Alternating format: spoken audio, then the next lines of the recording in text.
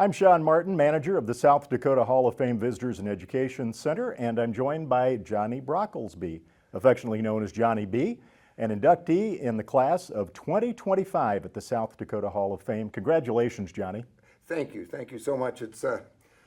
I have to admit, it's been a very, very humbling experience for me.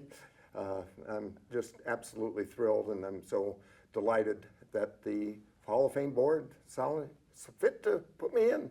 Well, we're excited to have you join the Hall of Fame.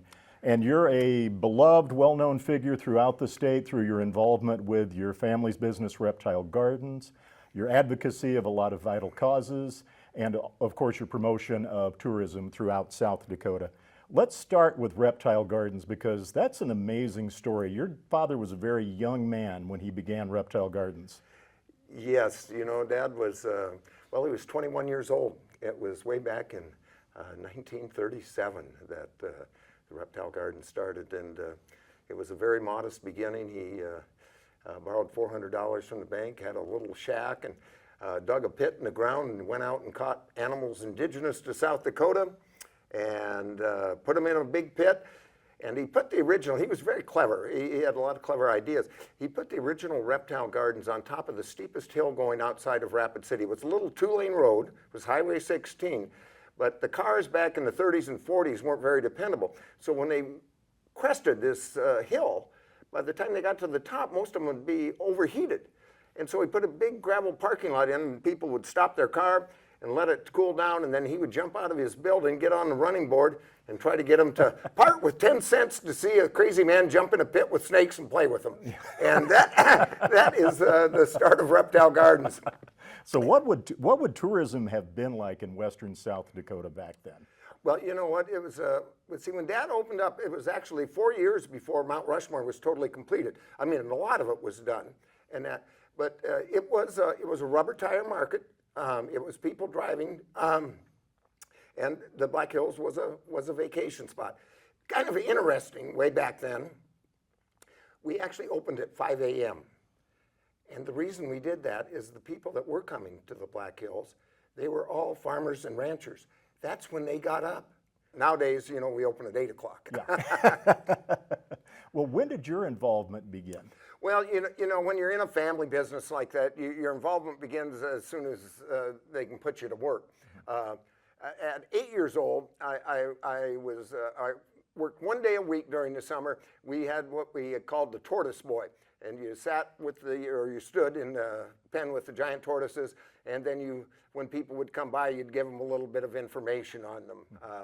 So that was the start. By the time I was 12, then I would work 3 days a week, also as a tortoise boy, and then eventually, you know, did different jobs. I was forced one time to my dad. It was the fall of the year, and I was just 14 years old, and I was a scrawny kid. I wasn't a brave kid, none of that stuff.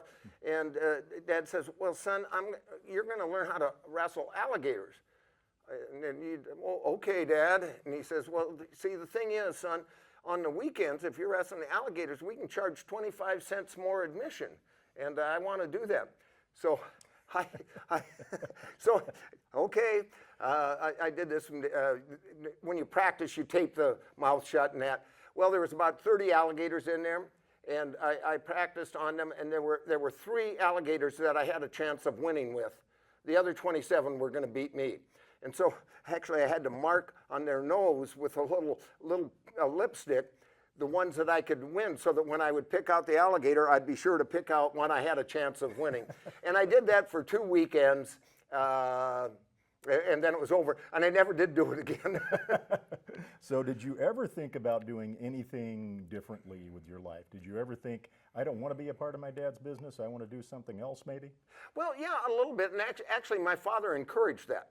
My dad said, you know, you should go out and do something else. So when I had was graduated from high school and that, I spent a summer working construction with some friends of mine that had Brink Construction Company.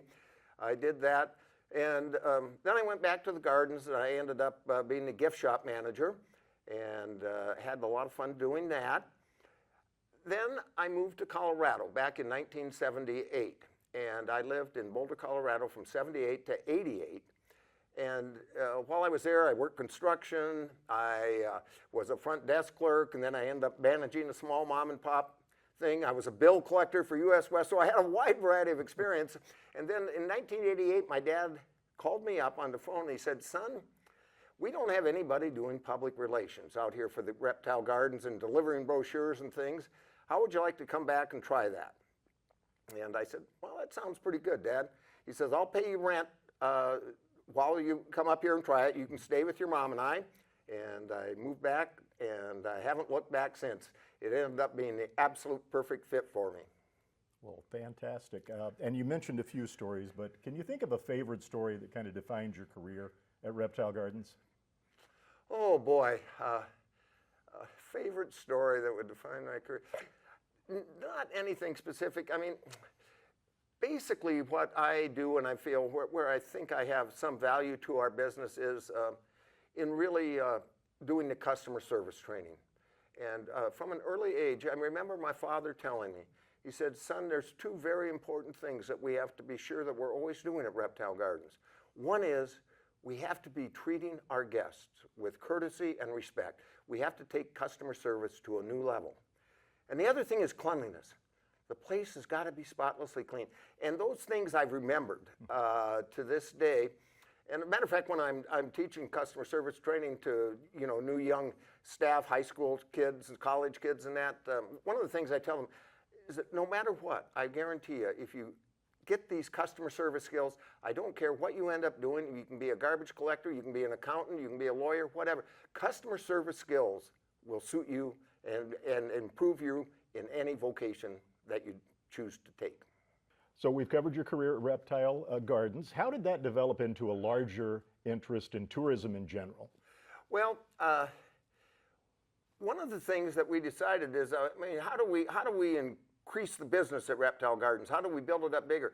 And we kind of came to the conclusion that if there are more visitors to the Black Hills, Reptile Gardens will do better, because we get a certain percentage of the people that come to the area. Typically, it's about 10% of what the visitors that go to Mount Rushmore. So in order to grow the business, if we go tourism in South Dakota, and so that's what got me started in joining different boards. I got on the Rapid City Convention and Visitor Bureau board. I sent a letter to Governor Janklow at the time, and I told him I was very interested in serving on the governor's tourism board. And a couple of years later, he finally, I guess I'd been persistent enough, and he gave me a call and he says, "Okay, it's against my better judgment, but I'm appointing you to the tourism board, Johnny. You're part of the Janklow team now." And so, I just love that. The people that are in the industry, they're also friendly and outgoing. It just was a perfect match for me. And yeah, I've just been enjoying it ever since. So what are some challenges you face in promoting tourism in a state like South Dakota? Well, there are definite challenges. A few challenges I can give you. Some of them were of our own doing.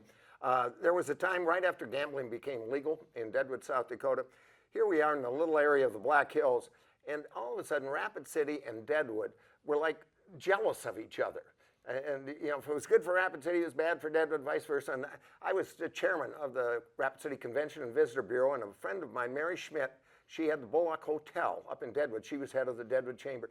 Her and I got to talking one time. We said, "This is just the stupidest thing in the world. We're way too small for that. I mean, if Rapid City's bidding a great big convention, I mean, one of the hooks we can use is, okay, one of the nights, why don't we bus your people up to Deadwood, because at that time, there was legalized gambling in very few places. I mean, Atlantic City, Las Vegas, and Deadwood."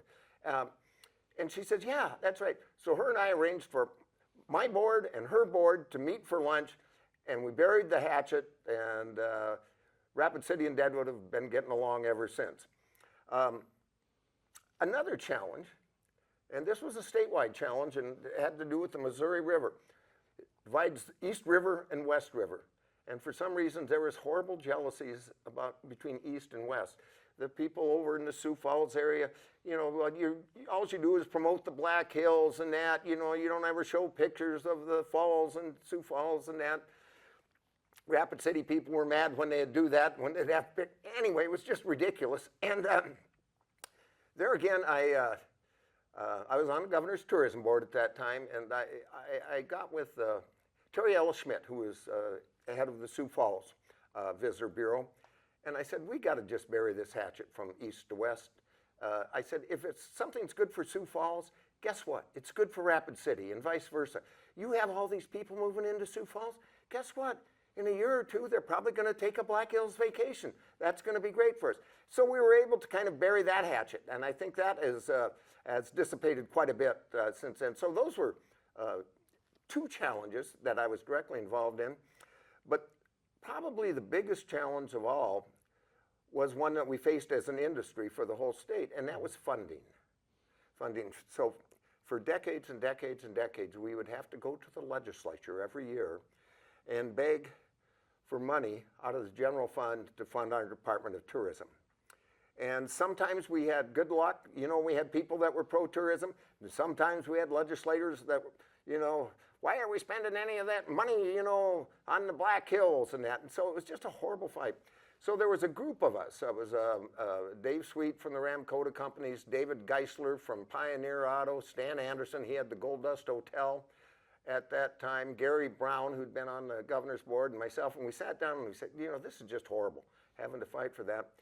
And we started an organization called VIA, Visitor Industry Alliance, which became the political action arm for the visitor industry. Mm-hmm. And our first order of business was to try to find dedicated funding for the department. And out of that, we came up with the tourism tax for tourism strong industries, a 0.5% sales tax. We also get a little percentage out of the Deadwood gaming revenues, and so that got passed by the legislature, and we've had a good, solid budget ever since, and that really helped move us forward in a great, great way. Well, you mentioned having to bring people together that maybe have different interests in the service of a shared vision and a goal. Can you kind of describe what is your strategy for getting people that maybe normally don't get along, can't agree, to come together? First of all, to not be defensive.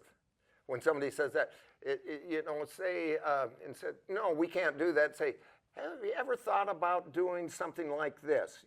Kind of take the negativity out of it and try to put a positive twist on it. That's something I also just tell our staff too.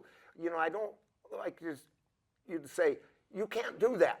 Instead say, here's some, we don't allow that now, but here's something you can do, and try to come up with a positive. And that's kind of been my philosophy on that. Well, I think it's fair, anybody that's met you, they would describe you as a people person. Yeah, I think that's probably a fair thing. I do enjoy people. I'm very, very blessed that way. I had a wonderful mother that she was always kind and good to people. Matter of fact, when I would run somebody down, she would immediately correct me and say, you don't know what that person's been through, Johnny. You just be nice. So, and I tell you, I didn't like hearing it all that much, yep. But it was drilled into me that I kind of have that philosophy myself now. Well, this has been a challenging year for tourism, and there have been challenging years in the past. How do you stay motivated? Well, it's fairly easy to stay motivated. I mean, we just want what's good for our industry. We have about a $5 billion impact on the state of South Dakota, and over 50,000 jobs and things like that. So we know that we have to, if we have an off year because of uncertainty, which we kind of did this year.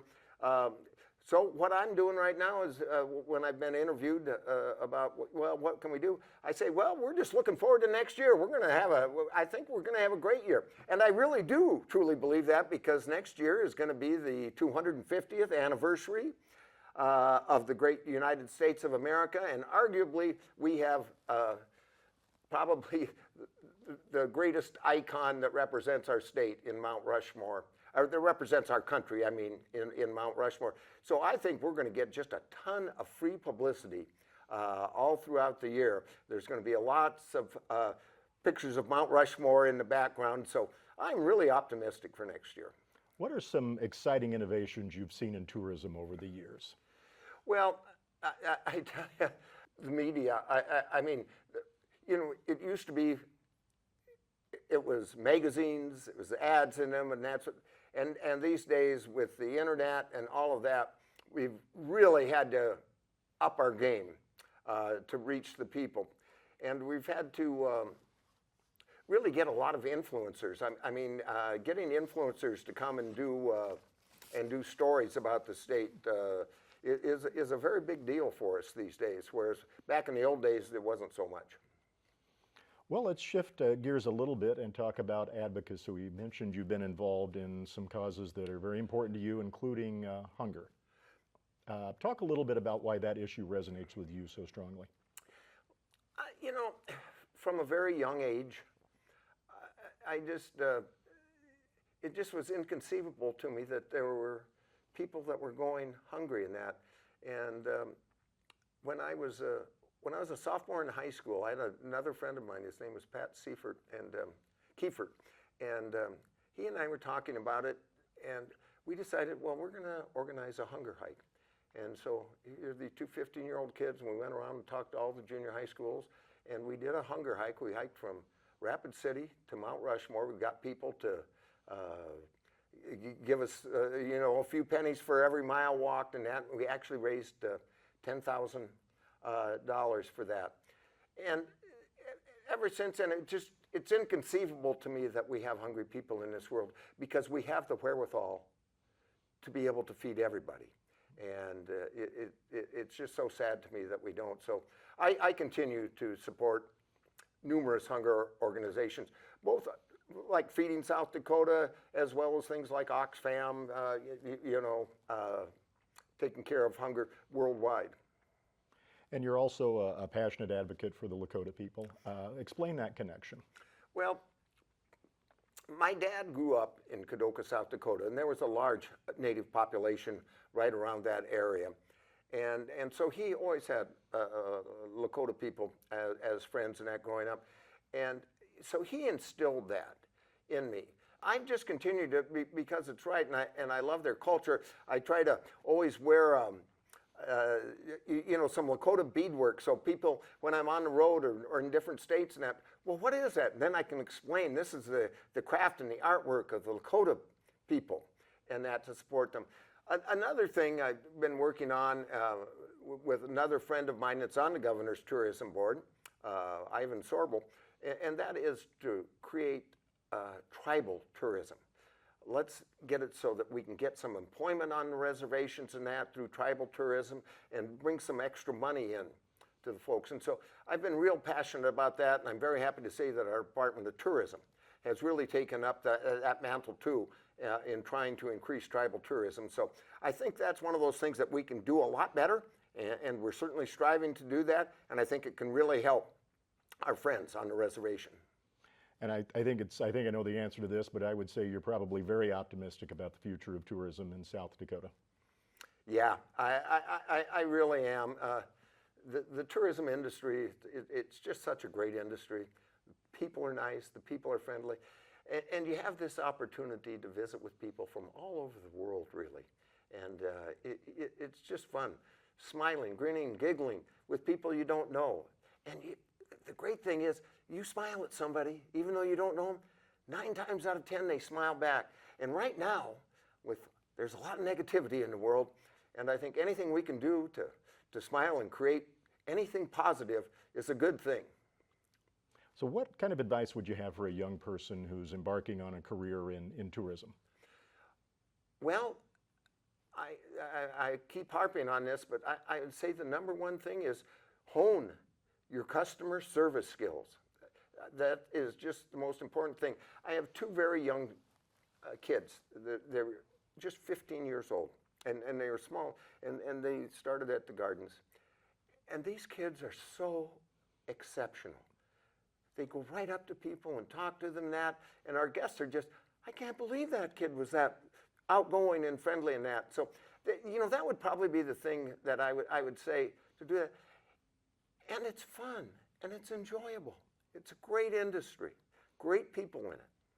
So just really building a connection with people. Building a connection with people, absolutely. And like I say, you know, and that will serve you no matter what you end up doing. But customer service to me is just it's the top thing. That smiling, being friendly. Well, let's talk about your personal values and how those values have guided your work. Well, I guess treating people with courtesy and respect. Everybody, disagreeing without being disagreeable. Those types of things, I feel are the most important thing. I'm always very proud of the fact that, you know, I have a wide variety of friends, and from all political persuasions and so on.